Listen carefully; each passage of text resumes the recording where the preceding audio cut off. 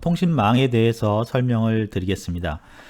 통신망은 우리가 앞에서 정보 송신 장치 시스템에 대해서 말씀을 드렸는데, 그 정보 송신 시스템이라는 것은 어떤 하나의 장소에서 다른 장소로 어떤 요소들을 통해서 정보를 보내느냐, 그런 거에 이제 중심을 두었죠. 그래서 뭐 회선이라든가 또는 변환 장치 같은 것들을 다뤘는데, 통신망은 이제 그러한 정보 통신의 구성 요소들, 앞에서 배운 구성 요소들이 특징적으로 보면 이제 다대다, 여러 사람이 어떤 그 통신 기술을 이용해서 여러 사람이 또는 여러 뭐 컴퓨터가 다른 여러 컴퓨터나 사람하고 통신을 할 때 우리가 단순히 그런 뭐 회선이라든가 뭐 신호 변환 장치 같은 것만 고려해서는 안 되거든요. 그것들이 효율적으로 그런 여러 사람하고 연결할 수 있도록 해줘야 되기 때문에 그런 걸 고려해서 만든 이제 실제로 우리가 쓰는 시스템이겠죠. 그런 거를 우리가 통신망, 그렇게 얘기를 할 수가 있습니다. 그래서 정보 구성 요소들을 모아서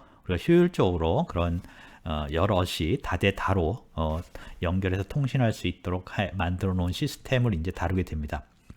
그리고 한 가지 더 얘기를 하면, 단순히 이제 하나의 통신 시스템을 이용해서 다대다 여러 사람이 여러 장치랑 이렇게 통신한 것뿐만 아니라 그 통신망을 벗어나서 다른 종류의 통신망하고 연결하는 부분, 그런 부분도 이제 고려를 이제 해야 되는 것이 바로 통신망입니다. 그래서 그런 측면에서 좀 더 확장되고 실질적으로 우리가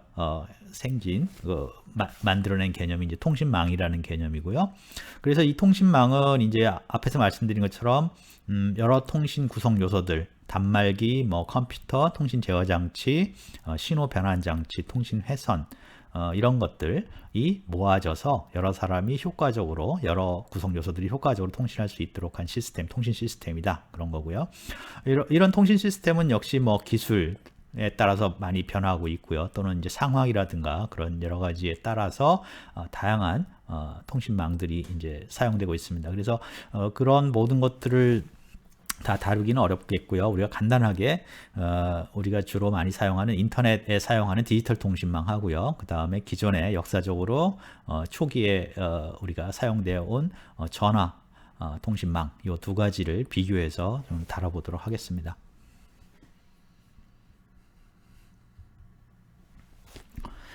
이제 통신망의 기본 문제들을 좀 살펴보면은요. 첫 번째는 뭐 당연히 통신망이라면 그 통신망에 참여한 여러 요소들, 사람이라든가 컴퓨터라든가 단말기들이 원활히 통신할 수 있도록 해야겠죠. 원활히 연결할 수 있는 게 가장 기본적인 어떤 요구 조건이고요. 그 다음에 또 한 가지는 이제 특히 인터넷 같이 전 세계 통신망들이 연결하다 보니까 그 각각의 통신망들이 그 똑같은 어떤 표준이라든가 프로토콜이라든가 또는 뭐 하드웨어를 사용하는 게 아니라 서로 다른 것들을 사용하는 경우가 많습니다.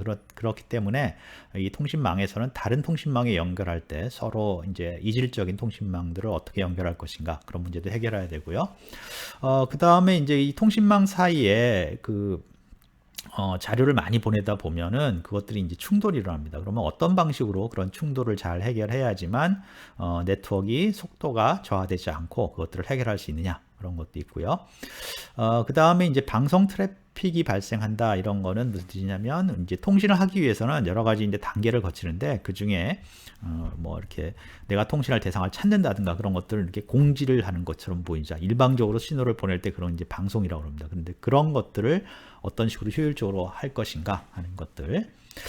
그 다음에 이제 요즘에 많이 얘기가 되는 네트워크 보안 문제. 그 다음에 어떤 요거는 이제 어떤 특정한 환경이지만, 예를 들어서 뭐 공장이나 발전소 같은 경우에는 특유의 환경들이 있어서 어떤 잡음이라든가 전자기적 잡음이라든가 그런 문제들이 있는데, 그런 것들은 이제 어떻게 효율적으로 해결할 것인가. 그래서 이 네트워크 그 통신망을 결정하거나 도입하거나 또는 이제 사용할 때 이런 측면에서 고민을 해서 종류를 이제 선택을 하거나 어떤 방법을 선택을 해야 될 것 같습니다. 첫 번째로 이제 우리가 가장 그 처음으로 사용했던 통신망인 전화 통신망을 좀 살펴보겠습니다. 그래서 전화는 이제 뭐 1876년에 그 그라햄 벨에 의해서 만들어졌고, 그 다음에 이제 에디슨에 의해서 실용화됐고, 그렇게 됐습니다. 그런데 이제 이거는 이제 전화가 만들어진 거죠. 그래서 어떤 지역에서 어떤 특정한 장소에서 다음 장소까지 사람의 음성 신호를 보낼 수 있다. 서로 이제 그 음성 신호를 주고받을 수 있다는 게 전화인데, 이제 통신망 입장에서 보면 이게 어떤 지역에 10명이 전화를 갖고 있으면 10명이 서로 통신을 할 수 있어야 되잖아요.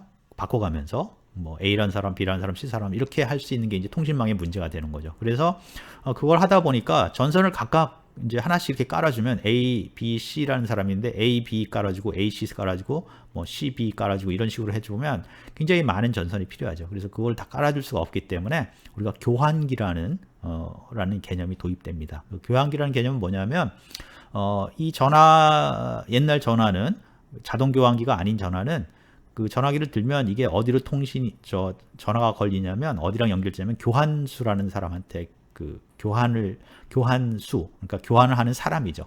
그 사람한테 연락이 가요. 그러면 그 사람이 전화를 받고 누구한테 전화를 거시겠습니까? 그러면 누구누구 씨 그러면 그 교환원이 그 지금 전화 온 사람의 전화선하고 그 전화를 그 받을 사람, 그 사람이 이제 그 전화를 한 사람하고 그 선을 연결을 해줘요. 점퍼, 우리가 이렇게 연결하는 선으로. 그게 바로 이제 교환수입니다. 그게 바로 이제 스위칭, 소위 교환기의 개념입니다. 그렇게 하면은 우리가 선을 많이 안 끄고도 항상 연결할 수 있죠. 다양하게. 그래서 이제 그런 것들이 이제 교환기라는 게 개념이 돼서 우리가 이제 통신망을 사용할 수 있게 됐고요. 그러다가 이제 수동 교환 그렇게 이제 하다가 그게 이제 자동 교환 기로 바뀝니다. 그래서 뭐 기계식. 그래서 우리가 교환기를 사용한다는 게 어떻게 할 수 있냐면 우리가 전화번호를 이렇게 누르는 게 바로 그 교환기를 자동으로 내가 누른 전화번호에 의해서 교환이 돼서 글로 전화가 가는 거죠. 그렇게 됐는데 그래서 이제 이런 자동으로 뭐 전기식이든지 뭐 기계식이든지 또는 컴퓨터를 이용해서 이제 교환기가 많이 발전을 했고요. 그리고 또 한 가지는 이렇게 이제 그 어떤 지역의 안에서 두 사람을 이게 연결해주는 교환기 역할도 하지만 우리가 교환기가 시외 전화도 하는 거죠. 그래서 내가 서울로 전화를 걸면 여기서 서울에 있는 사람하고 이렇게 교환기를 한 번에 연결하는 게 아니라 대전, 뭐 서울 이렇게 교환기가 연결되고 그러면 내가 진주에서 대전으로 교환기가 연결되고 대전에서 교환기가 서울로 또 연결을 시켜주고 그러면 서울에서 이제 전화번호를 찾아서 연결을 시켜주는 거죠. 그래서 이렇게 어떤 교환기를 통해서 여러 개를 연결해서도 그래서 장거리 전화가 가능한 거죠. 그래서 이런 걸 우리가 이제 회선 교환이라고 합니다. 회선 교환. 그래서 전화 회선이 여러 교환기를 거쳐서 이루어집니다. 그리고 이제 여러 교환기를 거쳐서 특히 시외 전화 같은 경우에 여러 교환기에 의해서 거쳐지고 그러면 전선이 하나가 이렇게 연결된 거예요. 그 딱딱딱 그 교환기끼리 선을 연결하고 나랑 내가 우리 지역의 교환기랑 연결하고 그 다음에 내가 전화를 건 사람 내 전화를 받을 사람이 그 지역의 교환기랑 그 전화랑 연결돼서 전체적으로 보면 하나의 전선이 딱 연결돼서 그 전선을 독점적으로 이용해서 전화가 끝날 때까지 독점적으로 이용해서 전화를 할 수 있는 거죠. 그런 걸 우리가 회선 교환 방식이다. 그래서 그 전화통신망은 이렇게 회선 교환 방식을 이용해서 이제 통신망을 이제 유지한다, 사용한다 그렇게 보면 되고요. 다음 이제 그림을 보면 거기 회선 교환의 그림이 나타납니다. 예로. 그래서 진주, 대전, 원주, 서울 이렇게 돼 있네요. 그래서 예를 들어서 진주 안에서 내가 어떤 진주 안에 딴 사람한테 전화를 걸면 교환기, 진주 안에 있는 교환기가 이렇게 연결을 해줍니다. 그 선을 두 개를. 그래서 이제 회선이 하나 만들어지고요. 예를 들어서 이제 춘향이가 서울에 있는 이몽룡한테 전화를 걸면 직접 이 교환기를 통해서 이몽룡을 연결되는 게 아니라 춘향이가 서울 지역 번호를 누르는 순간 이 진주 교환기가 대전 교환기랑 연결되고요. 대전 교환기는 또 그게 서울로 연결된다는 아니까 서울 교환기로 연결을 시켜줍니다. 그러면 서울 교환기가 그 나머지 전화번호를 가지고 이몽룡을 연결해 주는 거죠. 그래서 춘향이하고 이몽룡하고 연결이 딱 전선이 하나가 연결이 되는데 이게 그냥 연결되는 게 아니라 진주 교환기, 대전 교환기, 서울 교환기, 이몽룡 이렇게 연결이 되는 거죠. 그래서 이 춘향이가 전화가 끝날 때까지 이 전선이 그대로 유지가 되는 거죠. 그래서 이제 굉장히 옛날에 이런 시외 전화를 걸면 돈이 많이 들어서 옛날에는 어떤 뭐 공공장소, 뭐 커피숍 같은데 전화기가 있으면 거기서 시외 전화 금지하는 그러한 장치 같은 게 붙어 있어요. 거기서 시외 전화 걸면 돈이 많이 들거든요. 그래서 이제 그런 식의 어떤 이슈들이 있었습니다. 그래서 이런 식으로 독점적으로 교환기를 통해서 전화선이 연결돼. 그래서 끝날 때까지 이 통신이 끝날 때까지 그 선을 그 사람들만, 두 사람만 사용하는 것을 우리가 회선 교환이라고 합니다. 그래서 이렇게 전화통신망이 사용됐고요.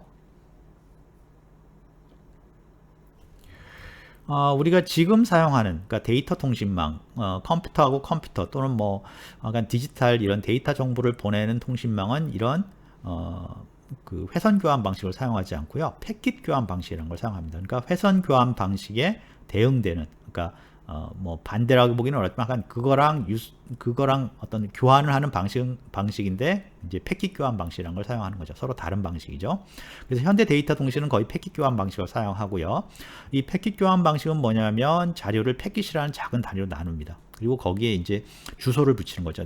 너는 어디까지 가야 돼. 그리고 주소하고 순서를 알고 있는 거죠. 그래서 내가 만든 자료를 패킷으로 다 나눈 다음에 거기에 도착해야 될 그 주소를 쫙 붙여서 보내는 거죠. 네트워크에다 이제 뿌려버리는 겁니다. 그럼 네트워크 안에 이 패킷들이 알아서 위치를 막 찾아가는 거죠. 주소가 있으니까. 그래서 도착을 한 다음에 도착한 데서는 그 패킷을 다시 모아서 순서대로 쫙 놓은 다음에 이제 정보를 활용을 하는 거죠. 그래서 이런 것들을 우리가 패킷이라고 그러고요. 패킷에는 그러니까 그 패킷이 어디로 가야 되는지 하는 정보 또는 여러 가지 이제 추가적인 그런 정보들이 그 어떤 헤더로 붙어 있습니다. 그래서 그거를 네트워크에 이제 보내죠. 그러다 보니까 패킷이 내가 하나의 정보를 처리를 했지만 그 패킷이 여러 개로 나눠지니까 그 패킷은 각각 똑같은 길로 가라는 보장은 없는 거죠. 자기가 가장 효율적인 방법으로 가는 거죠. 그래서 패킷이 여러 방향으로 쭉 흘러가서 나중에 모아서 가는 거죠. 그 다음에 이제 여러 사람이 통신을 하면 그 패킷이 하나의 그 전선에 패킷이 공유를 할 수 있는 거죠. 그 안에는 내가 보낸 패킷도 있고 뭐 다른 사람이 보낸 패킷도 쭉 이렇게 그 네트워크 통신을 따라서 쭉 가고 있는 거죠. 그래서 앞에 우리가 회선 교환 방식에서는 선이 딱 연결된 다음에 그 선을 이용해서 통신을 독점적으로 막 했다면, 이 패킷 교환 방식은 그런 식으로 하는 게 아니라 네트워크 있으면 거기에 패킷을 잘라서 만든 다음에 그걸 네트워크에 쭉 보내면 패킷이 알아서 패킷이 각각 자기가 흘러가고, 그러면 당연히 그 네트워크상에는 그 사람의 독점적으로 사용하는 게 아니기 때문에 그 패킷만 흘러가는 게 아니라 다른 사람의 패킷도 같이 흘러가는 거죠. 그래서 그런 식으로 해서 나중에 모여서 처리를 하는 게 바로 패킷 교환 방식입니다. 그래서 이 회선 교환 방식하고는 굉장히 다르죠. 그러면서 이게 이제 디지털 데이터 통신망하고 우리가 말하는 컴퓨터와 컴퓨터 통신은 훨씬 효율적으로, 그 다음에 또 회선에 문제가 생겼을 때 그런 것들을 처리하는 그 안전성이라든가 그런 측면에서도 굉장히 유용한 그러한 방법입니다. 그래서 그 패킷 교환 방식 예가 거기 나오는데요. 그래서 이제 진주, 대전, 원주, 서울이 있고요. 이제는 이제 그 회선 교환 방식이 아니라 패킷 교환 방식을 위해서 이제 전화를 하는 거죠. 그래서 예를 들어서 여기서 이제 벽계수라는 사람은 매월이라는 사람한테 이제 그 전화를 해요. 그러면 자기의 전화 정보가 이 음성으로 막 얘기한 것이 잘려지는 거죠. 패킷으로 잘라진 다음에 그 패킷에는 그 지금 여기서는 빨간색인데 패킷에는 그 빨간색, 즉 매월이한테 간다는 표시가 쭉 붙어 있는 거죠. 매월이의 전화기 표시가, 주소가 붙어 있는 거죠. 그러면 그렇게 됐고요. 그 다음에 이제 또 이몽룡이라는 사람이 진주에서, 춘향이라는 사람이 서울에 있는 이몽룡한테 이제 진주에서 또 전화를 걸어요. 그럼 그 얘기도 춘향이가 한 얘기도 패킷으로 다 나눠져 있는 거죠. 그래서 벽계수가 한 패킷하고 춘향이가 만든 패킷이 하나의 네트워크를 통해서 흘러가고 있는 거죠. 그렇게 같이 막 흘러가다가 예를 들어서 매월이한테 갈 거는 대전에서 이제 원주 쪽으로 주소를 보고 그쪽으로 보내고, 그 다음에 이몽룡으로 갈 거는 서울 쪽으로 보내고, 이런 식으로 가는 거죠. 그래서 이런 식으로 패킷으로 나눠져서 그것들이 쭉 흘러가는 거죠. 그래서 나중에 이제 예를 들어서 이몽룡은 예를 들어서 춘향이가 보낸 그 음성 패킷을 다 모아서 그거를 딱 이제 물론 이몽룡이 하는 게 아니라 그 이몽룡의 전화기에 소프트웨어가 하는 거죠. 그래서 모아서 그걸로 음성을 듣고 이몽룡이 얘기하면 그것이 패킷으로 나눠져서 다시 춘향이한테 가고, 그런 식으로 되는 거죠. 만약에 이제 대전하고 서울 사이에 문제가 있어요. 예를 들어서 뭐 불이 나서 그 선이 끊어졌다. 그러면은 원래는 이제 이몽룡의 패킷은 대전에서 서울 사이로 갔었어야 되는데 이게 끊어지면 어떻게 가면 됩니까? 원주를 통해서 가면 되죠. 그래서 원주를 통해서 서울로 보내도 되죠. 그래서 훨씬 안전성이 좋아지는 거죠. 그래서 이런 방식으로 우리가 신호를 이렇게 패킷으로 나눠서 보내는 것을 패킷 교환 방식이다. 그렇게 얘기를 하고요. 여러분들이 지금 이제 뭐 음성이든지 뭐 화상 통화든지 모든 걸 하고 있는데 그런 것들은 다 지금 패킷 교환 방식으로 진행이 되고 있습니다. 옛날 전화만 이제 음성 회선 교환 방식으로 하는데, 진짜 회선 교환 방식이 아직도 남아있는지는 정확하게 모르겠습니다. 하지만 이제 패킷 교환 방식으로 거의 진행이 되고 있습니다. 그래서 앞에 말씀드린 회선 교환과 패킷 교환 방식을 이제 서로 비교를 하고 있는 건데요. 첫 번째로 보면은 대역폭 사용 형식이라고 그랬는데, 대역폭이라는 것은 이제 뭐 얼마나 예를 들어서 도로로 치면 도로의 폭이 넓으냐, 그러니까 차선이 많으냐, 차선이 많으면 빨리 많은 차들이 통과할 수 있죠. 그런 건데, 예를 들어 회선 교환 방식은 그게 하나의 어떤 회로로, 그러니까 회선으로 연결되어 있기 때문에 고정된 대역폭을 사용하죠. 근데 패킷 교환 방식은 대역폭을 동적으로 사용할 수 있어요. 특히 또 뭐 많이 보낼 수도 있고 적게 보낼 수도 있고, 또는 다른 대역폭의 회선을 연결해서, 그러니까 그 패킷이 그걸 통해서 보낼 수도 있고요. 그 다음에 이제 대화식 사용은 아까 말씀드렸지만 그런 속도가 회선이나 패킷 교환 방식이 둘 다 대화식 사용이 가능할 정도로 빠릅니다. 전화 통화하는데 그게 회선은 뭐 자연스럽게 되고 패킷은 자연스럽게 안 되고, 초기에는 그렇게 돼 있었어요. 초기에는 이런 패킷 교환 방식, 디지털 통화가 통화 그 품질이 나빠서 그거를 우리가 인식할 정도였어요. 근데 지금은 뭐 그렇진 않죠. 그 다음에 메시지 저장 유무는 저장이 안 되고요. 회선 교환은 그냥 그 통신 신호가 곧바로 그대로 가서 그대로 이제 서로 교환하는 거고요. 패킷 교환은 패킷으로 만들어서 저장을 했다가 그걸 다시 모으고 뭐 그런 관계가 있기 때문에 저장이 가능하고요. 전송 경로의 형태는 앞에서 말했지만 가장 큰 차이인데, 전송을 위해서 독점적 전송로가 이제 성립이 돼야 되고, 패킷 교환은 그런 게 없이 그냥 공유를 하는 거죠. 도로에 자동차들이 여러 개 가듯이 그렇게 공유를 하는 거죠. 그 다음에 교환 노드의 종류는, 교환 노드란 거는 이제 교환기를 말하는 거죠. 그래서 이런 전화 교환, 회선 교환은 굉장히 거대한 그런 교환기들이 장치가 되어 있습니다. 각 지역에. 그래서 이게 뭐 전자식이든 기계식이든 어떻게 됐든 간에 굉장히 큰 회선을 처리할 수 있는 교환기를 통해서 이제 처리가 되는 거고요. 반면에 이제 패킷 교환은 아주 소규모로, 어차피 통로만 만들어주면 되니까, 회선만 만들어주면 되니까 그런 적은 어떤 교환 노드들이 서로 이렇게 다른 곳으로 갈림길을 만들어줄 수가 있는 거죠. 속도와 코드의 변화는 회선 교환은 뭐 딱 연결돼서 그냥 통신을 하는 거니까 없을 거고요. 속도와 코드 변환이 가능한 거죠. 패킷 교환은.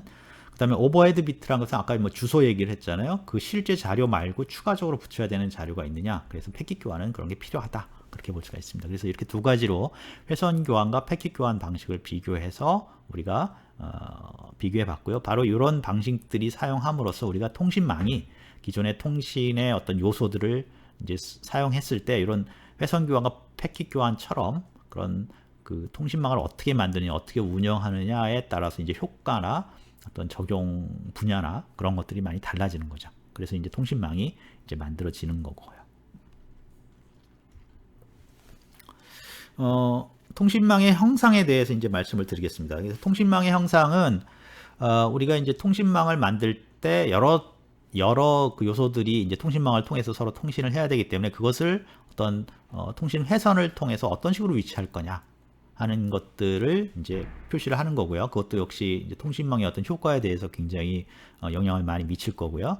그래서 이 통신망의 이제 그 구성을 물리적 토폴로지 또는 논리적 토폴로지라고 나눌 수 있습니다. 그래서 물리적 토폴로지는 진짜 선들이 물리적으로 연결되어 있는 거고요.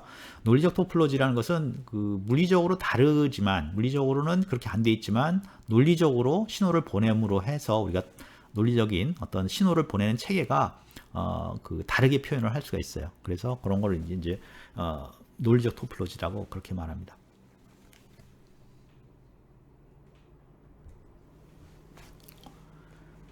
토폴로지의 첫 번째 이제 종류로서 많이 쓰는 게 버스형 네트워크라고 합니다. 버스형 네트워크는 뭐냐면 거기 그림에 나와 있는 것처럼 가운데 이제 큰 뭐라 그럴까요?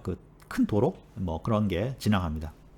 그 다음에 거기서 지선들이 쭉 빠져나오는 거죠. 그래서 큰 도로, 많은 양을 통신을 주로 할 수 있는 걸 백본이라고 보통 얘기를 하고요. 그 다음에 거기서 이제 지선을 그거를 이제 뭐 광 케이블이나 동축 케이블을 만들고요. 그 다음에 거기서 지선을 뽑아서 우리가 UTP선 아까 그 허브에서 컴퓨터로 연결하는 그런 선들을 그 선을 이용해서 이제 각 컴퓨터에 연결하는 방식으로 이제 처리를 합니다. 그래서 그때 이제 그 백본에서 그 UTP로 그 컴퓨터로 각각 나누는 부분에 트랜시버라는 어떤 장치가 있습니다. 그 장치를 이용해서 이제 신호를 빼는 거죠. 신호를 넣을 수도 있고요. 그래서 이런 식으로 큰 선이 대형 선이 하나가 지나가고 백본이 지나가고 거기서 선들을 따서 쭉 컴퓨터에 연결한 것을 우리가 버스형 네트워크라고 얘기를 합니다. 이제 성형 네트워크라고 그러는데 성이라는 것은 여기서 이제 스타 그 별을 말하는 거죠. 그래서 별처럼 중간에 허브가 있고 그 허브에서부터 이렇게 선들이 쭉 빠져나와서 각각의 컴퓨터를 연결한 거죠. 그래서 사실은 이제 이게 두 가지를 우리가 같이 쓰는데요. 보통 이제 건물 안에는 버스형으로 이렇게 선이 지나가고 있고, 그 다음에 그 건물에서 선을 하나 딴 다음에 방 안에서 쓸 때는 그 허브를 이제 그 백본에서 버스형에서 딴 다음에 허브를 연결하고 그 허브에서 다시 성형으로 쭉 뭐 컴퓨터나 프린터나 그런 걸 연결을 합니다. 그래서 이렇게 두 가지를 같이 쓰는 경우가 굉장히 많습니다.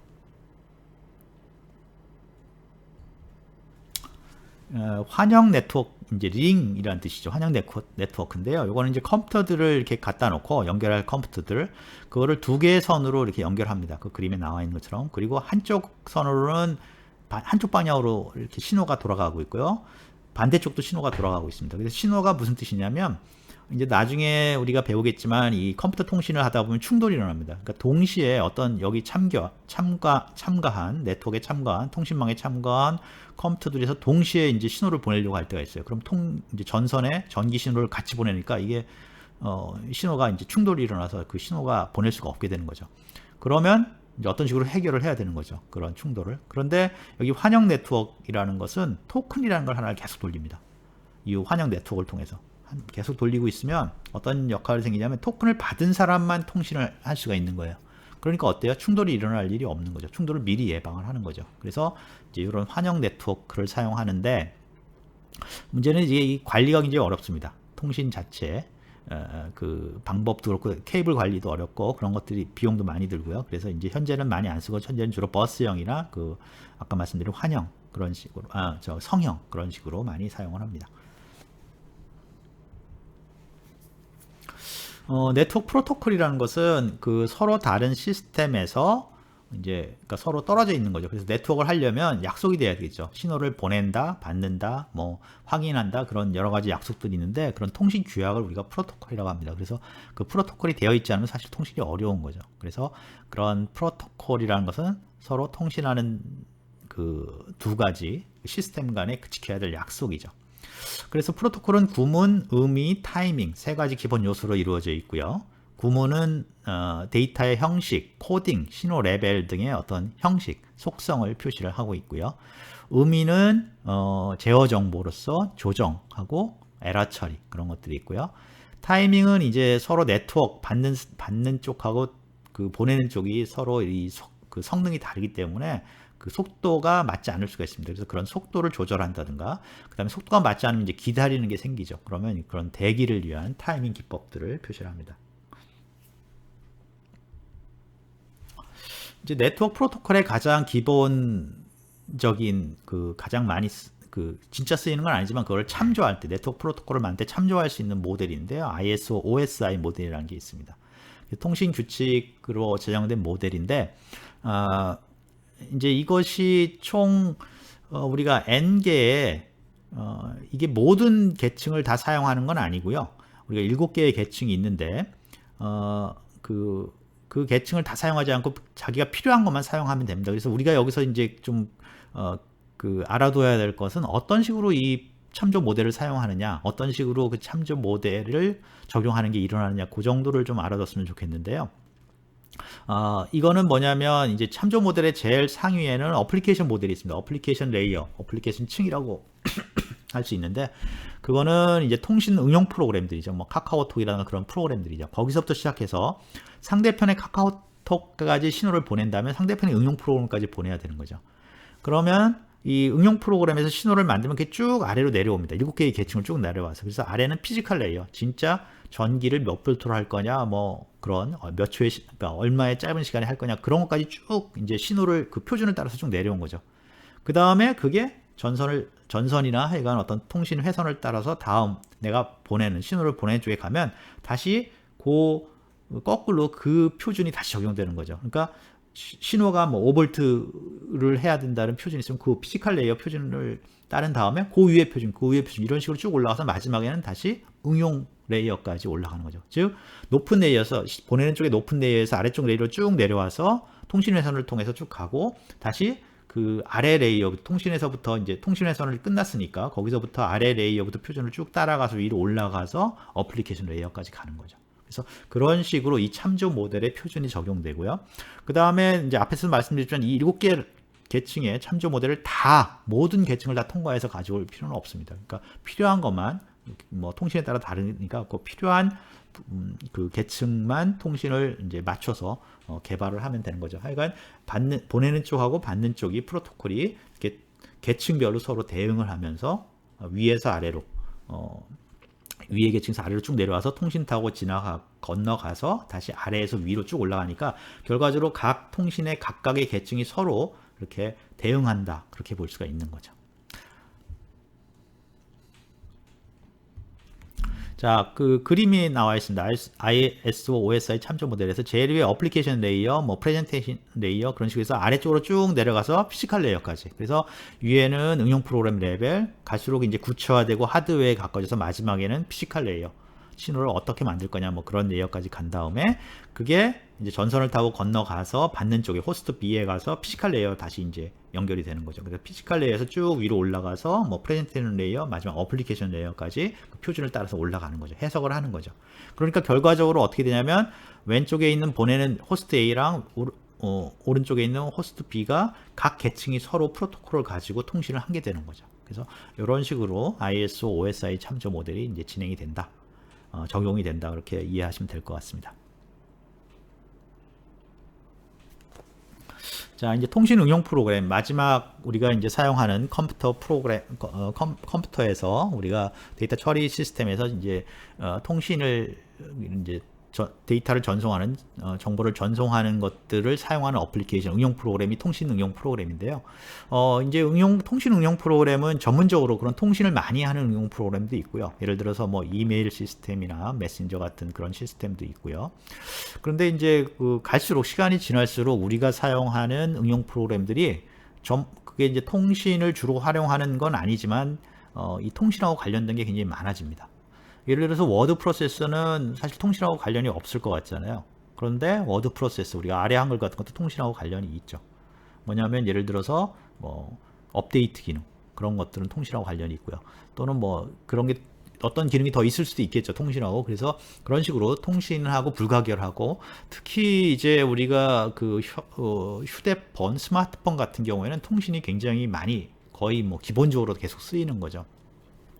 또 특히 이런 이제 시간이 지날수록 어떤 현상이 또 생기냐면 이런 하나의 단말기에 우리가 스마트폰 같은 경우에 다양한 종류의 통신 기능을 사용하게 됩니다.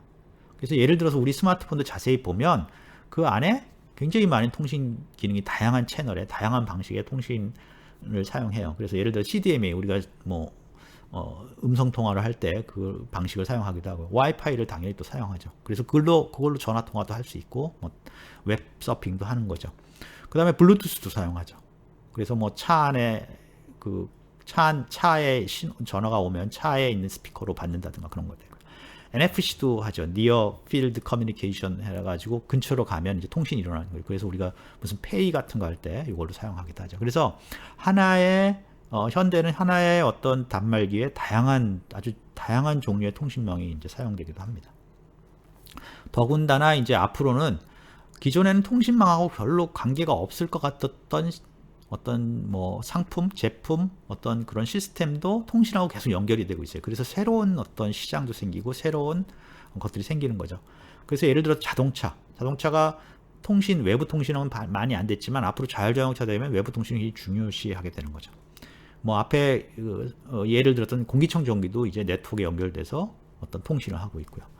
그 다음에 요즘에는 이제 뭐 조명도 우리가 통신을 하게 돼서 우리가 스마트폰으로 조명을 조정한다든가 원격 조정도 가능하고요. 그렇게 되는 거죠. 그래서 이런 식으로 통신이 점차적으로 통신 응용 프로그램이 뭐라 그럴까요? 확장이 되고 통합이 돼서 우리가 정보통신이라는 게 정말 갈수록 더 어떤 힘을 발휘하는 그러한 식으로 발전을 하고 있습니다.